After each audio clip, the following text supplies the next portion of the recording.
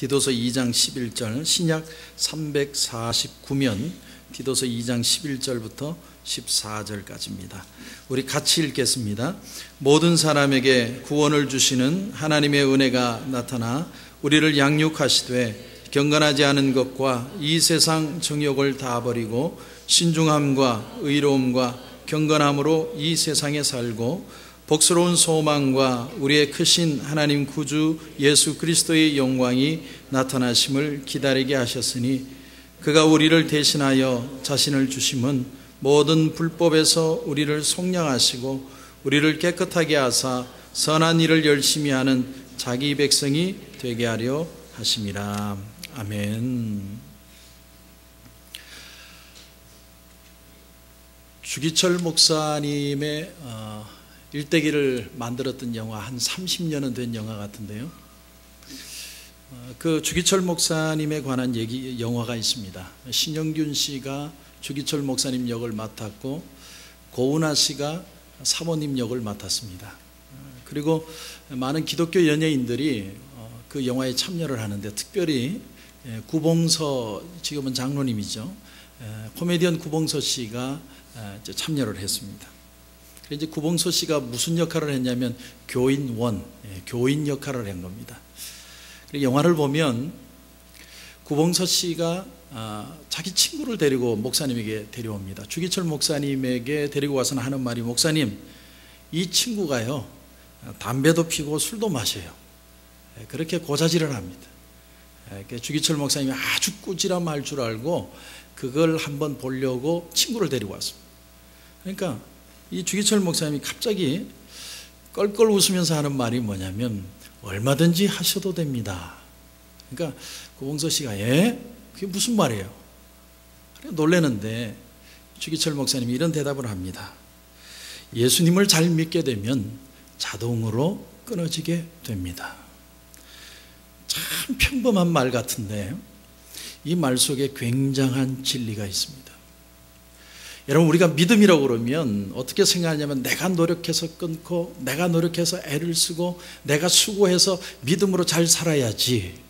우린 주로 믿음을 그렇게 생각하는데, 진짜 믿음이라는 것은 하나님의 은혜가 내게 부어지고 그 은혜를 내가 느끼고 감격하고 기뻐하고 감사하고 그러는 가운데 그 은혜의 힘으로 하나님이 끊게 해주신다는 겁니다. 여러분, 그게 바로 믿음이라고 하는 사실이죠. 오늘 말씀 11절 12절을 보면 이런 말씀이, 참 한 가지 흥미로운 말씀이 나옵니다. 어떤 말씀이냐면, 모든 사람에게 구원을 주시는 하나님의 은혜가 나타나 우리를 양육하시되, 그렇게 되어 있습니다.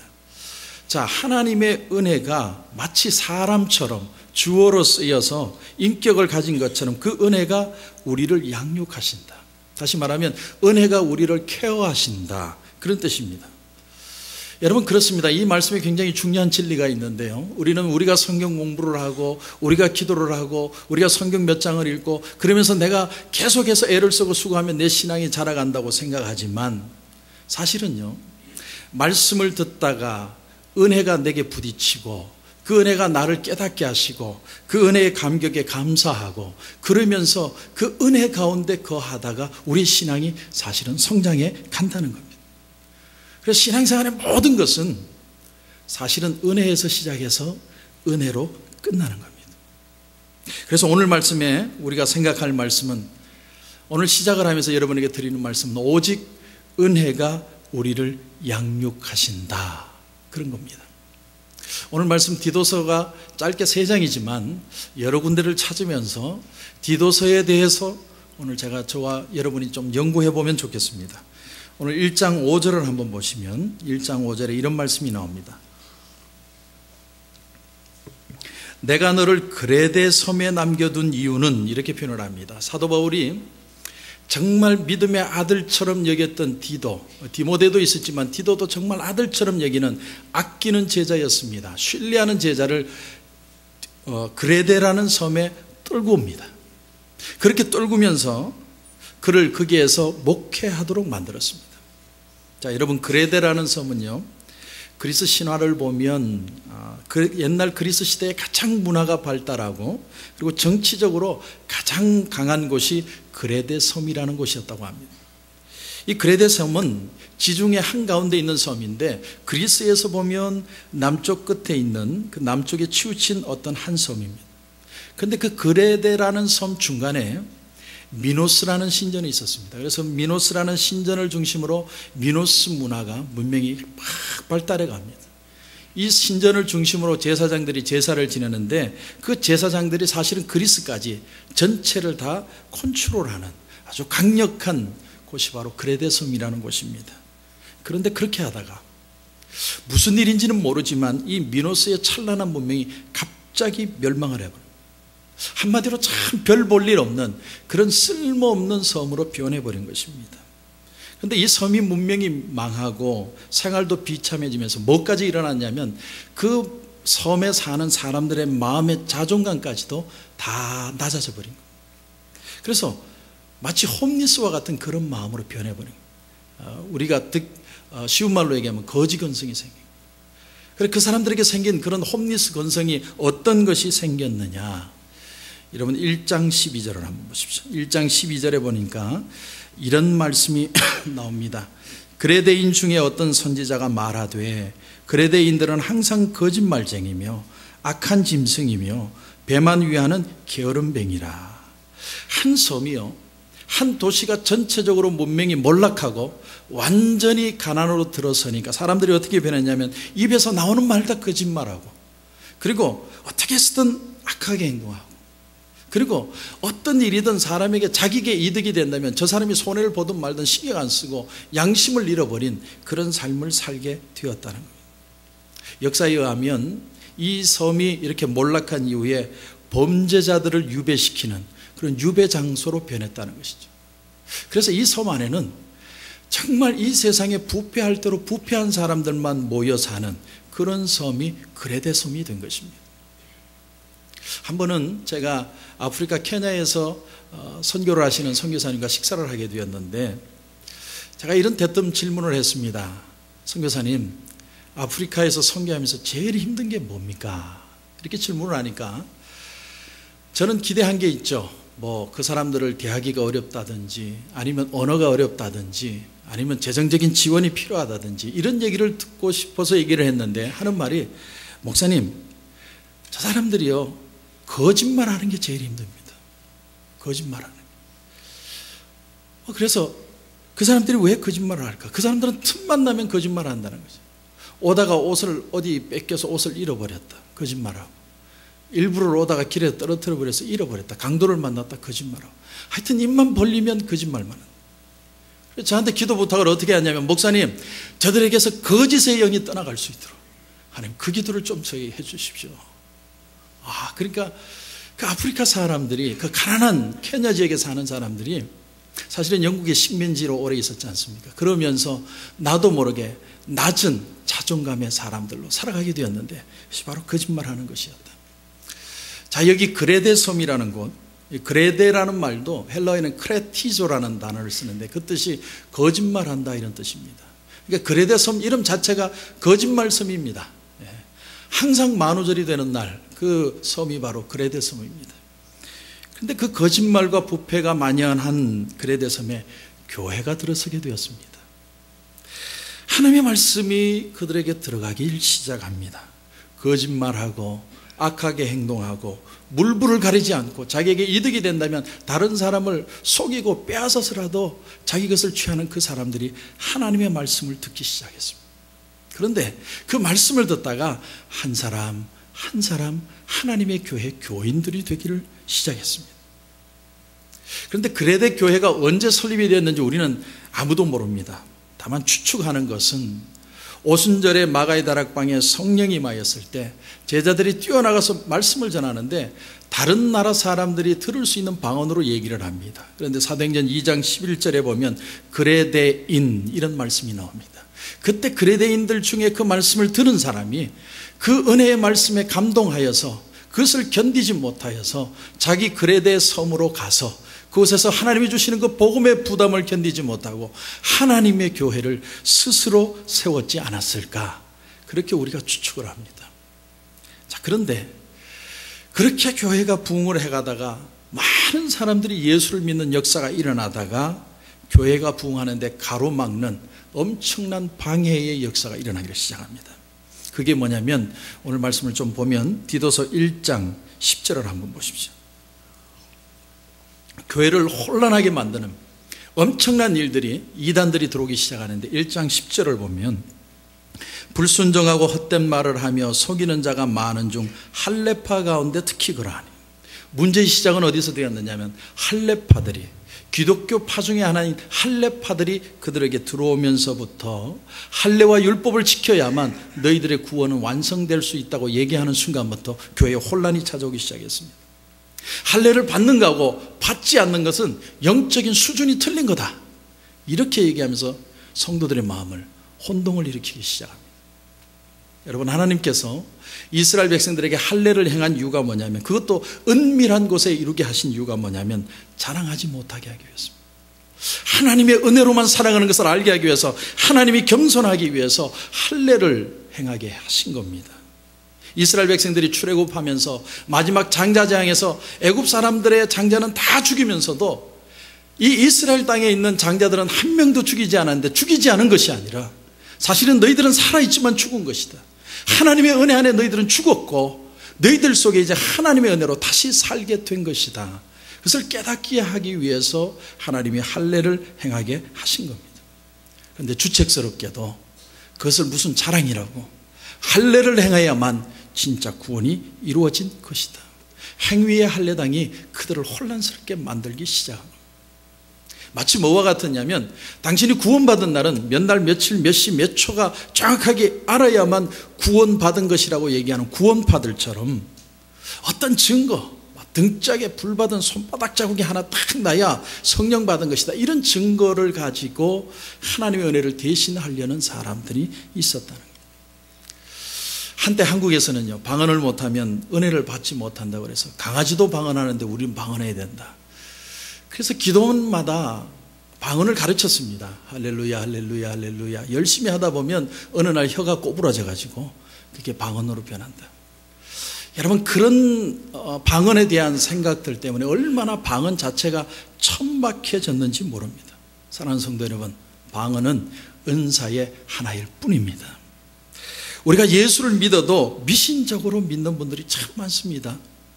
절에 다니시다가 예수를 믿는 분들이 혹 있는데, 그분들 보면 비나이다, 비나이다, 부처에게 비나이다, 그렇게 공양을 하시고 애쓰시다가 예수를 믿고 나서는 어떻게 하냐면 바랍니다, 바랍니다, 예수님께 바랍니다.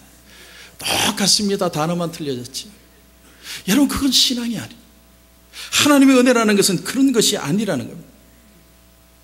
할례에 관한 것 외에 이 사람들이 또 강조한 것은 율법을 강조하기 시작합니다. 구약시대에는 먹지 못하는 것, 먹는 것이 구분되어 있었다. 그러므로 너희들도 먹을 음식과 먹지 못하는 음식을 구분해야 된다. 그것이 음식의 문제, 건강의 문제가 아니라 이것이 교리의 문제가 되어서 먹지 못할 것을 먹으면 너희들은 구원받지 못한다. 제가 한국에 있을 때요, 정말 좋아했던 음식이 뭐냐면 선지국밥입니다. 선지국밥. 소피잖아요, 소피. 마찬가지로 그것은 소피니까 먹지 말아라, 그렇게 말하는 거하고 똑같은 겁니다. 당시 유대주의자들은 우리의 내적인 경건보다도 할례를 받고 또 어떤 음식을 먹고 안 먹는 것으로 우리가 하나님의 백성인 것을 나타내는 것이다. 자기들처럼 하지 않으면 구원받지 못한 것이다. 그래서 많은 성도들을 혼란스럽게 만들고 말았습니다. 사랑하는 성도 여러분, 저는 여러분에게 도전합니다. 은혜라는 것은 그런 것이 아닙니다.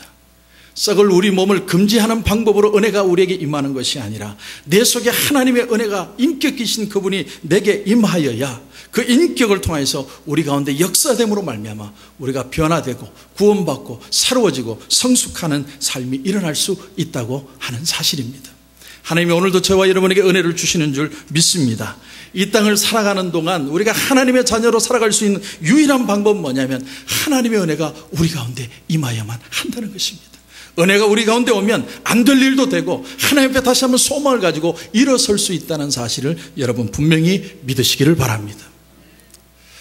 자, 또 하나 그 그레데 교회에 들어온 이단 사상 중에 하나가 뭐냐면, 또 하나는 이 사람들이 예수를 믿었는데, 예수를 믿기는 믿었는데 옛 습성을 버리지 못하는 사람들이 있었습니다. 여전히 거짓말하고, 여전히 본성을 못 고치고, 여전히 자신의 이득만을 가지고 살아가는 사람들이 있었습니다. 그러니까 예수를 믿었는데, 은혜 받을 때는 좋았는데 그만 과거로 다 돌아간 거예요.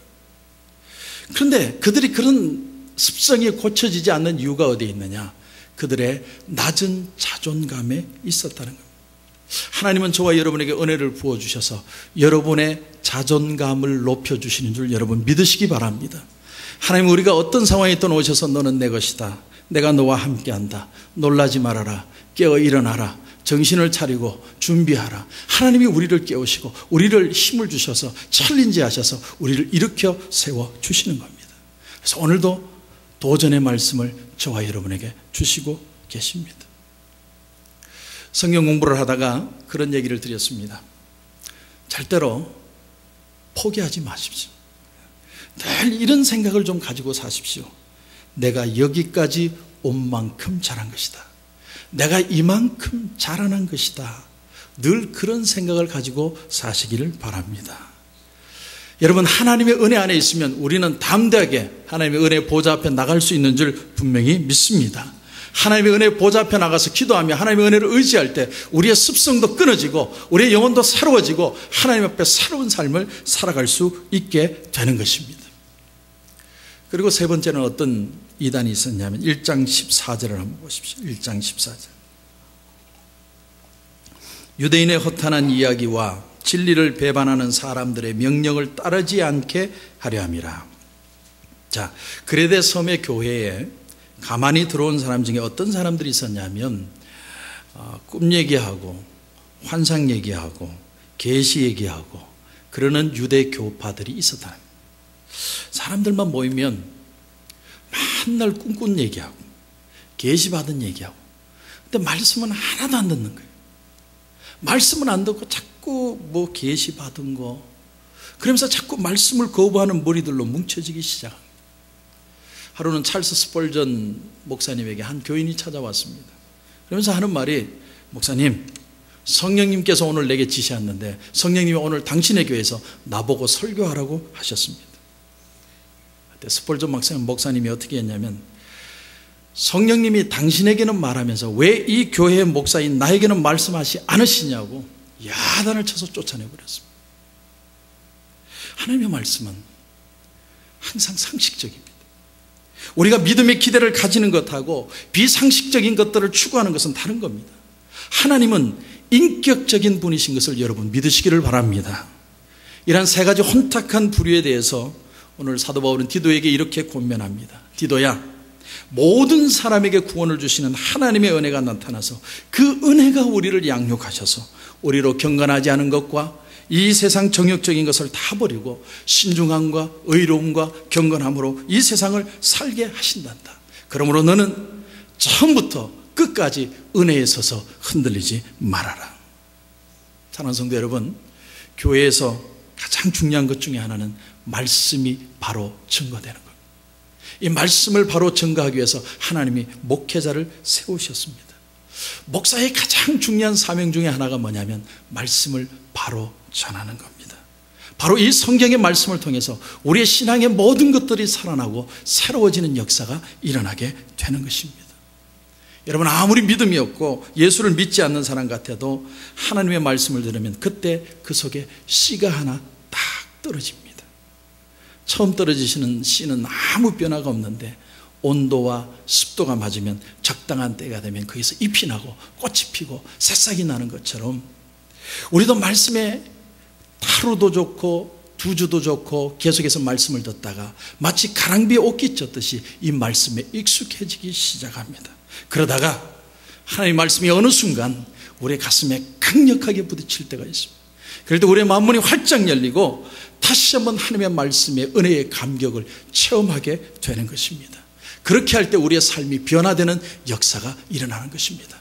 그러므로 사랑하는 성도 여러분, 말씀을 부지런히 들으시기 바랍니다. 들으면 들을수록 잘 박힌 목과 같이 이 말씀이 내 가슴에 꽉 박혀서 이 말씀이 나를 진리의 길로 인도해 가시는 줄 분명히 믿으시기 바랍니다. 그런데 오늘 이 12절 말씀을 가만히 보니까 오늘 말씀에 구체적으로 말씀이 우리를 어떻게 양육하는지, 은혜가 우리를 어떻게 양육해 가는지 구체적인 내용이 일어나고 있습니다. 어떤 변화가 구체적으로 일어나는지 우리 한번 보겠습니다. 2장 12절 말씀 보니까 우리를 양육하시되 경건하지 않은 것과 이 세상 정욕을 다 버리고, 말씀이 정말 내 가운데 임하고 은혜가 내 삶 가운데 나타나기 시작하면요, 어떤 부담을 하나님이 주시냐면 내가 잘못하는 것을 깨달을 수 있도록, 버릴 수 있도록 능력과 은혜를 부어주기 시작하신다는 겁니다. 여기 경건치 않다는 것은 하나님 없이 사는 삶을 뜻합니다. 내가 머리는 끄떡이는데, 내가 이해는 되는데 행동은 변하지 않는 겁니다.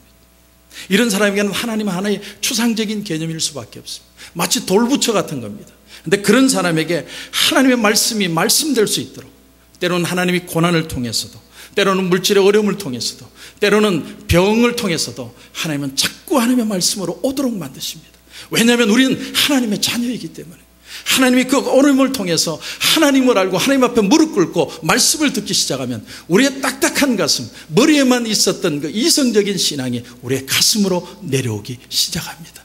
내 가슴에 말씀이 부딪히고 말씀이 살아 역사하기 시작하면 우리는 다시 한번 변화되고 새로워지는 역사가 일어나는 줄 분명히 믿으시기 바랍니다. 하나님이 그렇게 말씀으로 우리를 양육해 가실 것이라. 또 하나는 12절 하반절을 보시면 이런 말씀이 나옵니다. 신중함과 의로움과 경건함으로 이 세상에 살게 하시고. 이 세 가지 단어가 참 재미있는 말씀입니다. 신중함이라는 단어는 자기 자신에 대해서 쓰여진 내용입니다. 우리가 헬라어의 의미를 보면 영적으로 깨어 있어서 내 마음과 생각을 잘 컨트롤하는 그런 뜻입니다.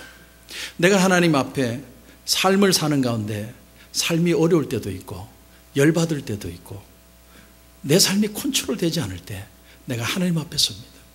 하나님 앞에 내 마음을 드립니다. 하나님, 나를 좀 만져주시옵소서. 나는 내 힘으로 나를 컨트롤할 수 없습니다. 그렇게 하나님 앞에 말씀으로 맡길 때 은혜를 의지하면 그 은혜가 나를 컨트롤해서 내 삶이 영적인 삶이 되도록 만져가신다. 여러분, 그게 바로 신중함입니다. 두 번째, 의로움은 뭐냐면 의로움은 이웃의 관계에 적혀진 의미입니다. 이웃을 향해서, 사람들을 향해서 우리가 바르게 행동하게 하는 것입니다. 때로는 저 사람이 왜 나한테 그러는지 모를 때가 있습니다. 이유 없이 나를 싫어할 때가 있습니다. 그럴 때 우리는 하나님 앞에 기도합니다. 하나님, 저 사람 좀 쫓아보내 주십시오. 이렇게 기도하는 게 아니라, 하나님, 저 사람의 영혼이 불쌍히 여겨지도록 내게 은혜를 부어 주시옵소서. 저 영혼을 위해서 기도할 수 있는 마음을 내게 허락하옵소서. 내가 저 영혼을 사랑할 수 있는 마음이 들 때까지 하나님 앞에 울면서 기도하는 거예요. 그럼 하나님이 은혜를 부어 주셔서 정말로 그 영혼을 사랑할 수 있는 마음을 주시는 겁니다. 때로는 남편을 위해서, 때로는 아내를 위해서, 사랑하는 자녀를 위해서, 친구들을 위해서 내가 기도하는 것. 하나님, 불쌍히 여길 수 있는 마음을 주시옵소서. 그때 하나님이 은혜를 주시면 긍휼의 눈으로 정말 그 사람이 봐지고 용서할 수 있게 되는 줄 분명히 믿으시기 바랍니다. 세 번째는 경건함입니다. 경건함. 이것은 내가 늘 하나님 앞에 가지고 사는 마음을 뜻합니다. 제가 지난주에도 설교를 했지만 내게 퍼스널하게 다가오시는 하나님의 은혜가 다 다르다고 그랬습니다. 어떤 하나님에게는 위로의 하나님으로 다가오고, 어떤 하나님에게는 사랑의 하나님으로 다가오고, 어떤 하나님에게는 정말 시냇가에 심은 나무처럼 풍성한 하나님으로 다가오기도 합니다. 저는 늘 하나님 앞에 무릎 꿇을 때마다 이렇게 기도합니다. 하나님, 나를 불쌍히 여겨주시옵소서. 좀 저를 불쌍히 여겨주시옵소서. 나는 능력도 없고 내가 잘하는 것도 없고 그저 하나님이 인도하시지 않으면 아무것도 할 수 없습니다. 하나님, 나를 불쌍히 여겨주시옵소서. 근데 하나님이 불쌍히 여기시면서 나를 경건하게 만드시는, 깨끗하게 만드시는 거예요. 나를 새롭게 하시는 겁니다. 그 은혜를 의지할 때 하나님은 하나님 앞에 경건함을 삶을 살도록 우리를 인도해 가시는 것입니다. 사랑하는 성도 여러분, 우리 코로나 감사님께 우리 모든 성도들은 은혜를 따라 이런 신중함과 의로움과 경건의 자세를 가지고 이 세상을 승리하며 살 수 있기를 주님의 이름으로 축원합니다. 자, 그런데 마차에는 두 바퀴가 있는 것처럼 우리가 하나님의 은혜의 인도하심, 양육하심만 가지고 사는 게 아니라 하나님은 또 하나의 은혜를 우리에게 부어주셨습니다. 우리가 이 세상을 한 걸음 한 걸음 걸어가지만 진짜 우리의 마음이 흔들리지 않으려면 목적이 필요합니다. 목적, 살아야 될 목적. 그래서 오늘 우리 하나님께서 또 하나 우리에게 주신 것이 뭐냐면 끝까지 흔들리지 않고 목표를 향해 달려갈 수 있는 소망의 목표를 우리에게 주셨습니다. 그것이 바로 13절 말씀입니다. 여러분 13절을 한번 보십시오. 복스러운 소망과 우리의 크신 하나님 구주 예수 그리스도의 영광이 나타나시는을 기다리게 하셨으니, 이 복스러운 소망이 뭐냐면 우리 성도들이 받을 영원한 축복입니다. 언젠가 내가 죽으면 하나님 나라에 가서 내게 주실 상급이 있다는 겁니다. 그 날을 보면서 오늘을 인내하면서 내가 살아가고 있는 것입니다. 그런가 하면은 크신 하나님 구주 예수 그리스도의 영광이 나타나심을 기다린다. 궁극적으로는 이 하나님의 영광이 나타나심이 뭐냐면 재림하실 것을 말합니다. 예수님이 재림하면 우리는 예수님처럼 변화되게 됩니다. 그런데 이 삶은 동시에 현실적인 의미도 있습니다. 우리의 삶 가운데 인내할 때도 있고 어려움이 올 때도 있는데 내가 하나님 앞에 믿음으로 견디고 나갈 때 하나님은 오늘도 우리의 삶 가운데 역사하셔서 우리 가운데 임재하셔서 하나님의 영광을 나타내 주신다는 겁니다. 두 가지가 다 뜻이 포함되어 있는 말이에요. 요한복음 13장 1절에 보면 주님의 이런 말씀이 나옵니다. 세상에 있는 자기 사람들을 사랑하시되 끝까지 사랑하신. 여러분 끝까지라는 말은요 생명이 다할 때까지라는 뜻입니다. 그것은 예수님이 그 생명이 끝날 때를 말할 수도 있고 제자들이 늙어서 죽는 그 순간이 될 수도 있고 오늘 이 삶의 현장에 어떤 형편에 있든지 우리의 모습을 가리키는 말일 수도 있습니다. 쉽게 말해서 하나님은 우리를 사랑하시되 완전하게 사랑하시고 영원히 사랑하신다, 그런 뜻입니다. 이게 끝까지 사랑한다는 뜻입니다. 어떤 때는 우리가 믿음이 병들 때가 있습니다. 어떤 때는 우리가 하나님이 원하지 않는 자리에 서 있을 때도 있습니다. 그런데 우리가 한 가지 분명하게 알 사실은 그때도 주님은 여전히 가까이 계셔서 나를 향해 이렇게 말씀하신다는 겁니다. 나는 끝까지 너를 사랑하고 있노라. 남이 모르는 골방에서 나 혼자 슬픔을 사귀면서 한숨 쉬고 고통스러워할 때도 그때도 주님은 나를 찾아오셔서 나는 너를 사랑하고 있다. 남편을 잃었습니까? 사랑하는 아내를 잃었습니까? 사랑하는 자식을 잃었습니까? 사랑하는 사람에게 내가 버림을 받았습니까? 이런 일을 당해서 마음 둘 곳이 없을 때에도 주님은 내 곁에 오셔서 이렇게 말씀하십니다. 나는 너를 끝까지 사랑하고 있노라. 내가 부유할 때만 하나님이 나를 사랑하는 게 아닙니다. 날마다 생계를 걱정해야 되는 그 쪼들리는 삶 속에서도 얼굴에서 웃음마저도 내가 웃을 수 없는 삭막한 삶 속에서 허덕일 때도 주님은 나를 찾아오셔서 말씀하십니다. 그래도 난 여전히 너를 사랑하고 있노라. 여러분 이것이 주님이 끝까지 사랑하는 사랑의 모습입니다. 이것이 오늘 말씀 속에 예수 그리스도의 영광이 내 삶 속에 나타나는 것을 의미하는 것입니다. 우리가 어떤 때는요 도무지 이해할 수 없는 일을 만날 때가 있습니다.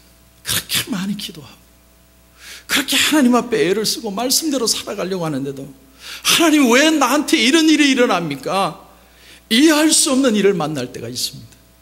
그런데도 주님은 찾아오셔서 우리 가운데 임재하셔서 그분의 영광을 나타내시면서 하는 말이 그래도 나는 너를 끝까지 사랑하고 있단다.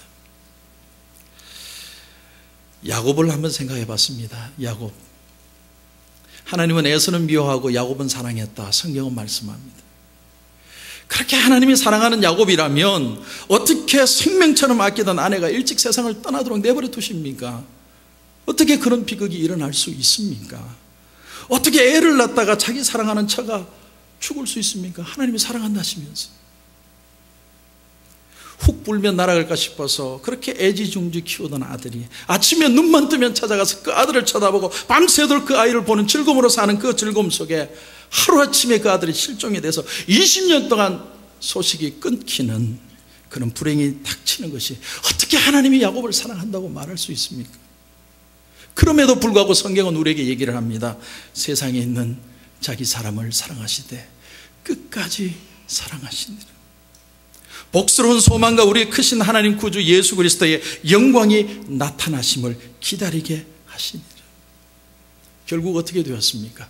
야곱이 국무총리가 되어서 늠름한 모습으로 나타난 요셉을 만날 뿐만이 아니라 수많은 굶주린 사람들을 다시 살리는 큰 하나님의 은혜를 요셉을 통해서 경험하게 되지 않습니까?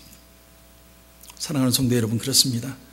우리를 우리 되게 하는 힘, 성도로 하여금 성도가 될 수 있도록 하는 힘, 그것은 바로 하나님의 끊을 수 없는 변하지 않는 그 사랑에 대한 깨달음에 있다는 사실을 여러분 분명히 믿으시기를 바랍니다. 특별히 오늘 14절에 보니까 끝까지 사랑하시는 이 사랑을 이렇게 표현을 합니다.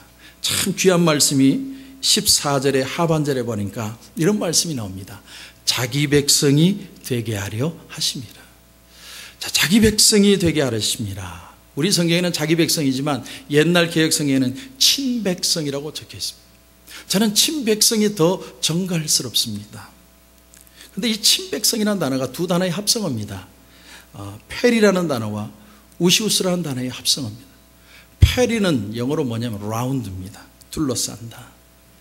그리고 우시우스라는 단어는 나는 있다, 이런 뜻입니다. 두 단어를 합치면 나는 무언가에 둘러싸여 있다. 그것이 친백성이 된다는 단어의 뜻입니다. 우리가 무엇에 둘러싸여 있습니까? 하나님의 은혜와 관심과 긍휼과 돌보심과 사랑에 푹 쌓여서 그 가운데서 살고 있는 사람이 바로 저와 여러분이라는 사실을 분명히 믿으시기 바랍니다. 이게 바로 친백성의 의미입니다. 하나님이 저와 여러분을 친백성 삼아주셔서 여러 겹겹으로 하나님의 울타리 안에서 나는 나 혼자가 아니라 영원히 나와 함께 하시는, 내가 너희를 사랑하되 끝까지 이런 울타리로 사랑하여 주리라. 저는 이 말씀이 파도처럼 여러분의 가슴에 부딪혀 올 수 있기를 주님의 이름으로 축원합니다. 자, 오늘 말씀이 주는 마지막 미션이 있습니다. 내가 너에게 그렇게 은혜로 양육해주고 기다림 가운데 소망이 되게 하는 친백성 삼은 진짜 하나의 목적이 있다. 나는 이것을 위해서 너희들을 구원했고 끝까지 사랑할 것이고 끝까지 포기하지 않을 것이다. 그 하나의 목적, 그것이 뭐냐면 여러분 14절 하반절입니다. 선한 일을 열심히 하는 자기 백성이 되게 하려 하심이라. 선한 일을 열심히 하게 하는, 하나님이 우리에게 구원을 주신 최종 목적이 뭐냐? 왜 예수님이 십자가를 죽으시고 그 고통을 당하시고 저와 여러분을 위해 죽어주셨느냐? 이유는 하나밖에 없습니다. 하나님이 나에게 하신 일들을 선포하게 하시기 위해서, 하나님이 내게 주신 그 구원의 일들, 그 선한 일들, 그 은혜의 일들을 자신 있게 전파하기 위해서 하나님은 우리에게 삶을 주셨다는 것입니다. 여러분, 영국 웨스트민스터 교회 목사인 모건 박사에게 한 소년이 편지를 보냈습니다. 목사님, 저는 지난밤에 목사님의 설교를 듣다가 집회에 참석한 후에 예수님을 구주로 영접했습니다. 그런데 그 시간 이후로 나의 마음은 슬픔으로 가득 찼습니다. 여기까지 읽다가 이 모건 박사님이 갑자기 깊은 생각에 잠겼습니다. 아니, 설교를 듣다가 슬픔에 빠졌다니 이게 도대체 무슨 말인가?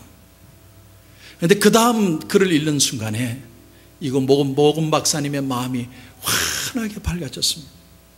목사님, 제가 그토록 슬퍼하는 이유는 제 아버님이 아직 예수님을 믿지 않기 때문에 그렇습니다. 사랑하는 성도 여러분, 그렇습니다. 내가 사는 날 동안에, 우리가 살아있는 날 동안에 해야 될 정말 중요한 일 하나가 뭐냐면, 내 믿지 않는 가족, 내 믿지 않는 친척, 내 믿지 않는 친구, 내 믿지 않는 이웃을 하나님 품으로 돌아오게 하시는 겁니다. 하나님이 그 뜻을 이루라고 우리를 지금까지 데려가지 않으시고 살게 하시는 겁니다. 스위스의 유명한 사상가였던 칼 힐티는 이런 말을 했습니다. 인간 생애의 최고의 날은 어떤 날이냐면 자기 인생의 사명을 자각하는 날이다. 하나님이 나를 이 목적에 쓰겠다고 작정한 그 목적을 깨닫는 날이다, 이런 표현을 했습니다. 여러분, 갈릴리 호숫가에서 고기 잡던 베드로, 그는 고기 잡다가 죽으면 끝날 인생이었습니다. 아무도 모를 인생이었는데 예수 그리스도를 만나는 순간 그는 위대한 사도로 쓰임받게 되었습니다. 평생을 남을 등쳐서 그것을 뺏어먹고 그렇게 살면서 홀로는 너무나 외롭고 고통스러운 날들을 보냈던 삭개오가 뽕나무 위에 올라가서 예수님을 만났을 때 그는 주님의 위대한 사자가 되었습니다. 구원이 생명의 문제라면 복음 전파는 우리의 사명의 문제입니다. 인생의 만남 중에서 가장 중요한 만남은 생명과 사명의 만남입니다. 오늘 우리가 새 생명을 얻었다면, 하나님의 은혜로 우리가 다시 한번 새로운 기쁨을 우리가 누리고 있다면, 오늘 우리의 삶 가운데 가장 중요한 일은 무엇이냐면 이 땅을 살아가는 동안 복음 전파하다가 이 사명 감당하다가 하나님 부르실 때 하나님께로 가는 것입니다. 사랑하는 성도 여러분, 도전합니다. 여러분의 생명이, 여러분에게 주어진 구원의 생명이 사명이 되는 역사가 일어나기를 주님의 이름으로 축원합니다. 그래서 여러분의 삶, 남은 삶이 하나님을 향한 목적을 가지고 내 생명 다하는 날까지 주님을 증거하며 사는 귀한 역사가 일어나기를 주님의 이름으로 축원합니다.